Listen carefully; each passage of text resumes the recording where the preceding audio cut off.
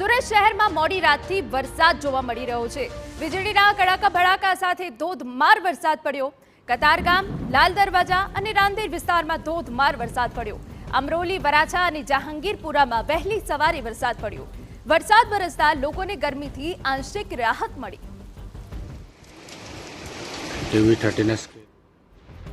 સુરત જિલ્લામાં ગાજવીજ સાથે ભારે વરસાદ પડ્યો છે। આ વચ્ચે કીમ, કુરસદ, કરંજ, લીંબોદરા અને હરિયાલમાં ભારે વરસાદ પડ્યો। વરસાદ વરસતા લોકોને ગરમીથી આંશિક રાહત મળી।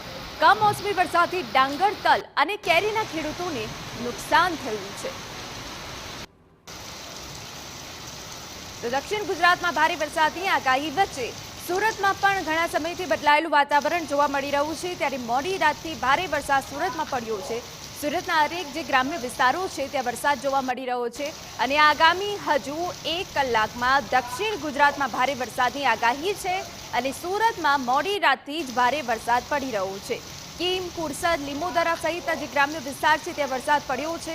વરસાદ વરસતા લોકોને ગરમીથી તો રાહત મળી છે, પરંતુ સાથે સાથે ડાંગર, તલ અને કેરીના ખેડૂતોને નુકસાન પહોંચવાની પણ અહીંયા શક્યતાઓ છે, જેથી કરીને ખેડૂતના માથે તો સંકટના વાદળ ઘેરાયા છે। પરંતુ સુરતનું વાતાવરણ બદલાયું છે। સુરતમાં ભારે વરસાદ પડી રહ્યો છે અને આગામી કેટલાક દિવસોમાં હજુ પણ ભારે વરસાદ પડવાની આગાહી વ્યક્ત કરવામાં આવી છે। કીમ અને કુરસદમાં ભારે વરસાદ જોવા મળી રહ્યો છે। ભારે વરસાદ પડવાના કારણે જાણે જનજીવન ઠપ થયું હોય તે પ્રકારના દ્રશ્યો પણ સામે આવ્યા છે। વહેલી સવારથી સુરતમાં ભારે વરસાદ અનેક વિસ્તારમાં પડી રહ્યો છે, જેના કારણે લોકોને હાલાકી પહોંચી રહી છે। પરંતુ આપને જણાવી દઈએ, રાજ્યમાં જે વરસાદી સિસ્ટમ એક્ટિવ થઈ છે તેના કારણે હાલ વરસાદ જોવા મળી રહ્યો છે।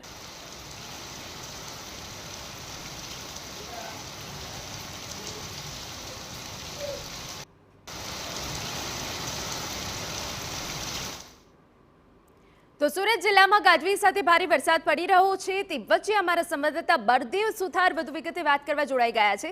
બળદેવ, દક્ષિણ ગુજરાતમાં ભારે વરસાદની આગાહી છે, સુરતમાં પણ રેડ એલર્ટ છે।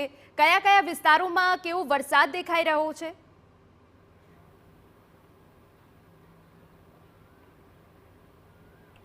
જે રીતે ગુજરાત હવામાન વિભાગ તરફથી જે રીતે આગાહી કરી છે કે દક્ષિણ ગુજરાત અને ખાસ કરીને સુરત શહેરને જે રેડ એલર્ટ આપવામાં આવ્યું છે, કારણ કે ધોધમાર જે વરસાદ વરસી શકે છે। ત્યારે મોડી રાત્રિથી વાત કરવામાં આવે તો સુરત અને સુરત જિલ્લાની અંદર જે કમોસમી જે વરસાદ વરસી રહ્યો છે ને તેના કારણે સીધી અસર, સૌથી વધુ જે અસર કહી શકાય છે તે ખેડૂતોએ ભોગવવાનો વારો આવી રહ્યો છે। અત્યારે સીધા દ્રશ્યો જોઈ શકાય છે કે વહેલી સવારે એટલે કે મોડી રાત્રિથી સુરત શહેર અને જે સુરતના જિલ્લાઓ જે વિસ્તાર છે તેની અંદર સતત જે વરસાદ જે વરસી રહ્યો છે, જે ગામડાની અંદર જે ખેડૂતોએ પોતાનો જે ઊભો જે પાક હતો તેની વાવણી કરી રહી હતી અને ખાસ કરીને કેટલાક જે ખેડૂતો છે તે ડાંગરનો જે પાક હતો તે લઈ અને જે સૂકવી રહ્યા હતા અને તે દરમિયાન જે ધોધમાર જે વરસાદ વરસી રહ્યો છે તેના કારણે સીધી અસર છે તે ખેડૂતોને જોવા મળી રહી છે।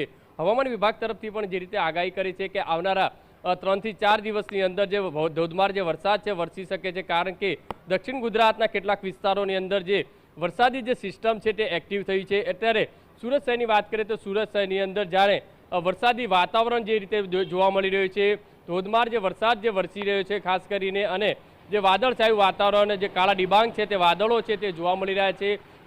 સુરત શહેરની અંદર અંધારા પર જેવી સ્થિતિ છે તે પણ ક્યાંક ને ક્યાંક જોવા મળતી હોય તે રીતના દ્રશ્યો છે તે જોવા મળી રહ્યા છે। એટલે સૌથી મોટી મહત્વની વસ્તુ એ છે કે દક્ષિણ ગુજરાતના જે ગામડાઓની અંદર અને જિલ્લાઓની અંદર સતત જે વરસાદ પડી રહ્યો છે, કીમ છે, ઓલપાડ છે, પલસાણા છે, પીપોદરા છે, કામરેજ છે, જે પાસોદરા છે, લસકાણા છે, આ તમામ જે ગામડાઓની અંદર ખાસ કરીને ઓલપાડ પંથકના જે કહી શકાય છે નાના મોટા જે ગામડાઓ છે તેની અંદર જે ડાંગરનું પાકનું જે સૌથી વધુ જે વાવેતર થતું હોય છે અને આ કમોસમી જે વરસાદ પડવાના કારણે તે પાકનું જે ધોવાણ થતું હોય છે, પાક જે છે તે ભીનો થઈ જતો હોય છે અને તેના કારણે આ જે ખેડૂતો છે જ્યારે આ માર્કેટની અંદર જ્યારે પાક ભરાવતા હોય છે ત્યારે તેની પૂરતી જે કિંમત છે તે મળતી નથી। એટલે સૌથી મોટી નુકસાની જે કહી શકાય કમોસમી વરસાદની ખેડૂતોએ ભોગવવાનો વારો આવી રહ્યો છે।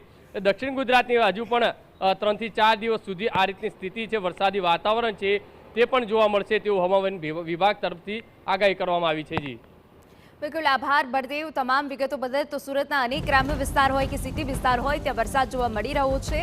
રેડ એલર્ટના કારણે સુરતમાં વહેલી સવારથી જ ભારે વરસાદ અનેક વિસ્તારમાં દેખાઈ રહ્યો છે।